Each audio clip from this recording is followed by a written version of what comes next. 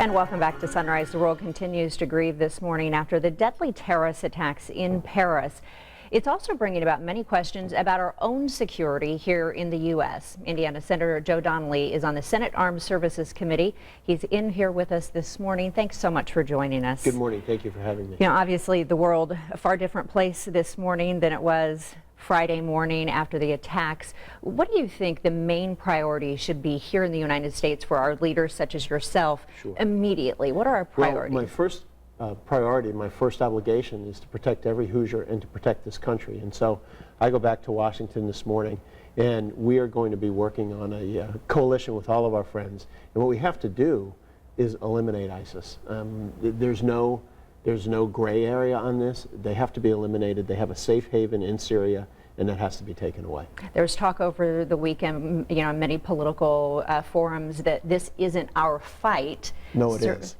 And explain that. It is our fight because the leader of ISIS has said we want to attack every single country that has an effort here in Syria. And so that's not just France. That's not just France or Britain. That's everybody, and that includes us here in the United States. And when it includes us, it also includes Indiana. And so we have an obligation to end this. A lot of concerns now, being in public places, being at Lucas Oil Stadium, being at Bankers Life Fieldhouse. Do we do more to up our security right now? Well, we will up our security, but for everybody who's listening, live your life. Go to the Colts game, go to the Pacers game or the Butler game, to the local high school games, because what we're going to do is up our security. Our job is to be right every single day, and we plan to do that. For about 3 years, we'll switch gears here quickly as we're running out of time, but you've been working closely to get some much needed care for our veterans. Could you tell us about the care package that you're hoping to push through? Yes, we're getting it included in the defense language, the defense bill that's just passing through right now, and what it does is helps provide additional mental health counselors to our active duty, our guard, and our reserve. They've gone through so much over the years in terms of the challenges they face. They've had to deal with Iraq, Afghanistan, and others.